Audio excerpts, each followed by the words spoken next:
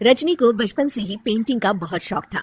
वो हमेशा से ही पेंटर बनना चाहती थी, पर उसके माँ और पिताजी ने उसको कभी भी इस चीज के लिए सपोर्ट नहीं किया और उसकी शादी नीरव से हो गई। नीरव रजनी को बहुत प्यार करता था, पर रजनी हमेशा चुपचाप ही रहती। वो इस शादी से खुश नहीं थी। वो ये शादी नहीं करना चाहती थी। उसे तो हमेशा से पेंटर जो बनना था। अपने इस सपने को वो नहीं पूरा कर पाई, इसलिए वो हमेशा उदास रहती थी। रजनी, बहुत ही बढ़िया फिल्म लगी है, कल देखने चले? नहीं जी, कल मुझे बहुत काम है, मैं नहीं जा पाऊंगी। अच्छा तो कोई बात नहीं, संडे को चलते हैं। देखिए, मुझे फिल्म देखना पसंद नहीं है, आपको जाना है तो चले जाइए। नीरव को मना करके रजनी वहां से चली जाती है और अपने बैग को खोलकर उसमें बंद पड़े ब्रश और कलर्स को देखकर रोने लगती है। रजनी, चलो ना कहीं बाहर खाने चलते हैं, कुछ तुम्हारी पसंद का। जी मुझे नहीं जाना, मेरी तबीयत ठीक नहीं है। रजनी वहां से चली जाती है। नीरव को समझ नहीं आता कि रजनी उससे इतना दूर क्यों रहती है। वो जब भी उसके साथ वक्त बिताना चाहता है, रजनी कोई ना कोई बहाना बना देती है।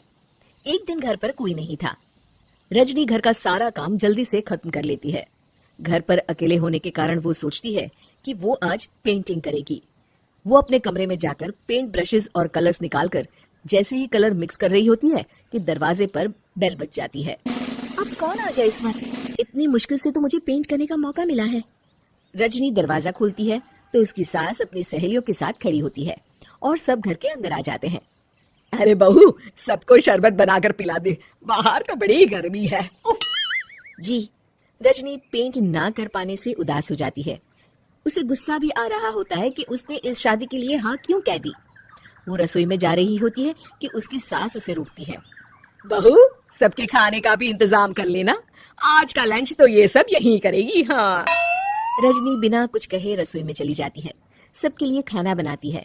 सब खाना खाते हैं और रजनी घड़ी देखती है कि ये सब कब जाएंगे ताकि वो अपनी पेंटिंग कर सके। जब शाम होती है तब सब चले जाते हैं अपने घर। अरे बहू, सब तेरे खाने की तो बहुत तारीफ कर रहे थे, सबको बहुत अच्छा लगा खाना। आपको मुझे सुबह बताना चाहिए था ना कि आपकी सहेलियां आ रही हैं। पता भी है कितना वक्त लगा सारा खाना बनाने में। अरे बहू, तू ऐसे कैसे बात कर रही है मुझसे? तो और कैसे बात करूं? मैं इस घर की कोई नौकरानी नहीं हूं कि इतना काम करूंगी। रजनी अपने कमरे में जाकर दरवाजा बंद कर लेती है। शाम को जब नीरव आता है तो उसकी माँ उसे पूरी घटना के बारे में बताती है। क्या रजनी ने आपसे इस तरह बात की माँ? हाँ, और पता नहीं उसे क्या हो गया है, शाम से बाहर भी नहीं आई है। मैंने तो कई बार आवाज दी, खाना भी नहीं खाया उसने। तू ही बात करके देख ले बेटा। नीरव अपने कमरे का दरवाजा खटखटाता है। रजनी, दरवाजा खोलो, मैं हूँ।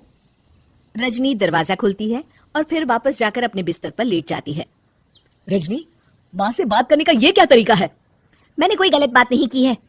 अरे तुम क्यों ऐसे बर्ताव कर रही हो सबके साथ? क्या तुम इस शादी से खुश नहीं हो? रजनी कुछ नहीं बोलती। अरे बताओ मुझे रजनी, क्या ये शादी तुम्हारी मर्जी के खिलाफ हुई है?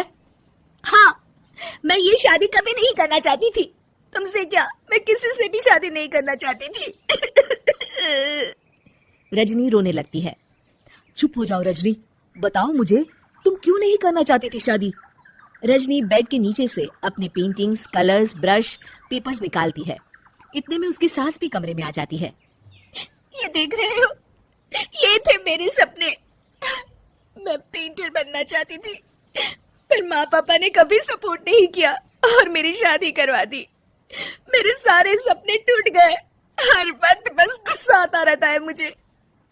मैं जानती हूँ कि आप लोगों की इसमें कोई गलती नहीं है, पर मैं क्या करूं, मुझे समझ में नहीं आता। रजनी फूट फूट कर रोने लगती है। मुझे माफ कर दीजिए, आप दोनों के साथ मैं बहुत बुरा बर्ताव कर रही हूँ। अरे रजनी बेटा, चुप हो जाओ तुम। नीरव पानी लेकर आता है। ये लो पानी पियो और शांत हो जाओ। रजनी पानी पीती है और उसकी सास पेंटिंग्स देख रही होती है। अरे नीरव, हमें तो पता ही नहीं था कि हमारी बहू कलाकार है। अरे कितनी अच्छी पेंटिंग्स बनाई है, देखो तो। ये वाली तो मैं अपने कमरे में ले जाऊंगी। आपको ये पेंटिंग्स अच्छी लगी? अच्छी नहीं, बहुत अच्छी लगी। और तुमने हमें बताया क्यों नहीं? तुम जब चाहे पेंटिंग कर सकती हो रजनी। हम तुम्हारे सपनों को पूरा करने में तुम्हारा पूरा साथ देंगे।